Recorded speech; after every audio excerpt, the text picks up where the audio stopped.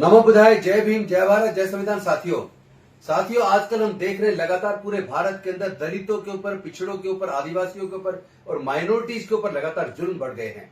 एक तरफ जहां सुप्रीम कोर्ट के चीफ जस्टिस के ऊपर जूता फेंकने की कोशिश की जाती है, तो साथ ही साथ दूसरी तरफ हम देखते हैं कि एक आईपीएस ऑफिसर को सिर्फ इसलिए सुसाइड करना पड़ता है क्योंकि वो न्याय के लिए मांग कर रहे थे।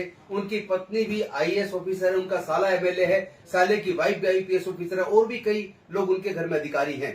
लेकिन चूंकि उनको लगातार प्रताड़ित किया जा रहा था उनके ऊपर के अधिकारियों के द्वारा, मुख्य रूप से जो मिस्टर कपूर वहां पर डायरेक्टर जनरल ऑफ पुलिस हैं, वो लगातार उनको प्रताड़ित कर रहे थे और उनके साथी कुछ लोग और प्रताड़ित कर रहे थे, जिसके खिलाफ वो कंप्लेंट दे रहे थे। लेकिन कंप्लेंट के ऊपर उच्च अधिकारियों ने कोई कार्रवाई नहीं की। उनको लगा कि अगर मैं एक आईपीएस होकर और एक आईएएस का पति होकर अगर मैं अपने लिए खुद के लिए न्याय नहीं ले सकता तो फिर मैं दूसरों को क्या न्याय दिलाऊंगा। अल्टीमेटली वो इतने दुखी हो गए कि उन्होंने सुसाइड कर लिया। और दूसरी तरफ जिस व्यक्ति ने चीफ जस्टिस ऑफ इंडिया के ऊपर जूता फेंका, वो कह रहा है कि मुझे भगवान सपने में आए और उन्होंने कहा तू चैन से कैसे सो रहा है, इसको सजा क्यों नहीं दे रहा है, और मैंने उसके ऊपर हमला कर दिया। तो कल को ये आदमी किसी की हत्या करके कहेगा कि भगवान मेरे सपने में आए और उन्होंने कहा इसको मार दो और मैंने मार दिया।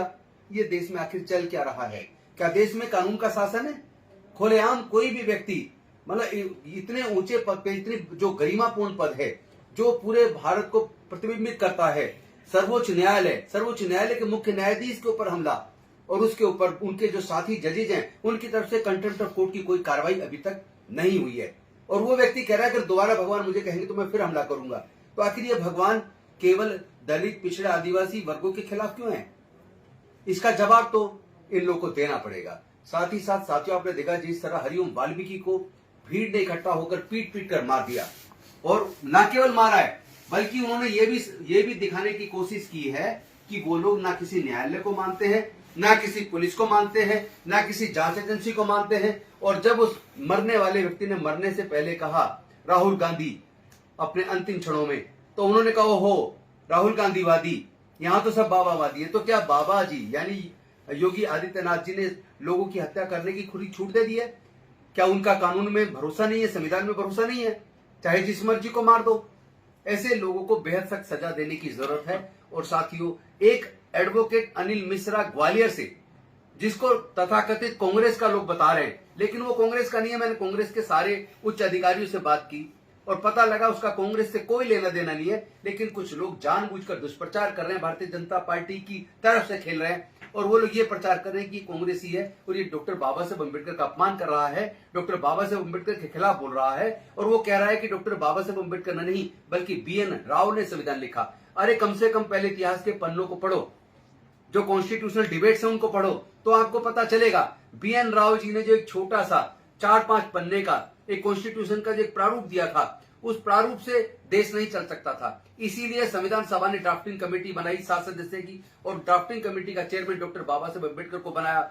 और उन्होंने पूरे देश के संविधानों को पढ़कर अति मेहनत कर बीमार होने के बावजूद रात दिन मेहनत की। और उसके बाद जिस देश के अंदर हजारों जातियां, अनेकों धर्म, अनेकों भाषाएं, अनेकों संस्कृतियां हैं, ऐसे देश को एकजुट रखना कितना मुश्किल था। इतनी विविधताओं भरे देश को एक राष्ट्र के रूप में, एक मजबूत राष्ट्र के रूप में खड़ा करना, एक आधुनिक भारत के रूप में तैयार करना, ये केवल डॉक्टर बाबा साहेब अम्बेडकर के बस की बात थी। अदरवाइज उनके मुकाबले का कोई कॉन्स्टिट्यूशनल एक्सपर्ट भारत में नहीं था।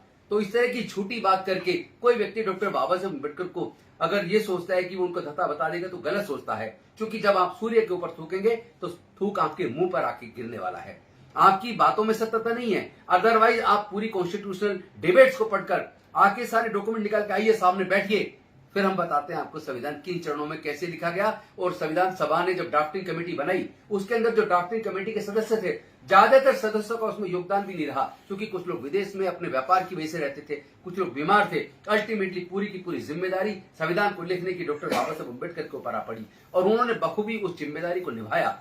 और एक और बात मैं आपको कहना चाहता हूं, डॉक्टर बाबा साहेब अम्बेडकर जी ने 25 नवंबर 1949 को कहा था, जिस दिन देश के लोग धर्म को देश से ऊपर मान लेंगे उस दिन देश के लोग अपनी आजादी खो देंगे, देश खतरे में पड़ जाएगा। आज हमारे देश के अंदर कुछ लोग धर्म को देश से ऊपर मानने लगे हैं, इसीलिए देश खतरे में है। इसीलिए सर्वोच्च न्यायालय के मुख्य न्यायाधीश के ऊपर जूता फेंकने की कोई हिम्मत करता है। इसीलिए कोई पुजारी मंदिर के अंदर हमारे देश की राष्ट्रपति मुर्मू जी को अंदर घुसने से रोकता है। इसीलिए हमारे पूर्व राष्ट्रपति जी को भी मंदिर में जाने से रोका जाता है। इसीलिए मूर्ति छूने पर हमारे युवाओं की हत्या हो जाती है। इसीलिए घड़ा छूने पर, मूछ रखने पर हमारे बच्चों की हत्या कर दी जाती है। इसीलिए घोड़ी पर बारात निकालने पर हमारे युवकों पर हमला किया जाता है। लेकिन साथियों, मैं पूरे देश के लोगों से आह्वान करता हूं, खासतौर पर जो संविधानवादी लोग हैं, संविधान पसंद लोग हैं, जो न्यायवादी हैं, चाहे वो किसी भी जाति धर्म के हों, जो मानवता में भरोसा करते हैं, आइए वो सब लोग मिलकर, चूंकि आज मैं ग्रेटर नोएडा यहाँ डिस्ट्रिक्ट कोर्ट में आया,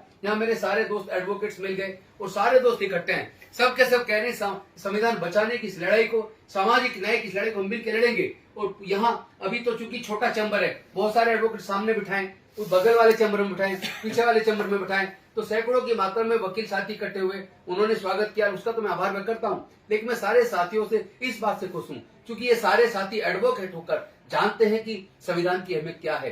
ये जानते हैं कि संविधान को लिखने में डॉक्टर बाबा साहेब अम्बेडकर ने कितना संघर्ष किया है, कितना बलिदान दिया, कुर्बानी दी है, कितनी मेहनत की है। तो ये सब लोग मिलकर संविधान की रक्षा का संकल्प ले चुके हैं और मैं आप सबको बधाई देता हूँ। आप सब ने मिलकर संविधान की रक्षा की जो जिम्मेदारी ली है, हम सब लोग मिलकर संविधान की रक्षा भी करेंगे और जो लोग नकली लोग प्रोपेगेंडा कर रहे हैं, उनके प्रोपेगेंडा का भी पर्दाफाश करेंगे। बहुत बहुत धन्यवाद। जय भीम, जय भारत, जय संविधान, जोहार। जी हाँ साथियों, अगर अभी तक आपने हमारे चैनल सोशल जंग को सब्सक्राइब नहीं किया है तो सब्सक्राइब जरूर करें और बेल आइकन दबाना ना भूलें ताकि हर लेटेस्ट धमाकेदार खबरों की अपडेट आप तक पहुंचाई जा सके। बहुत बहुत धन्यवाद।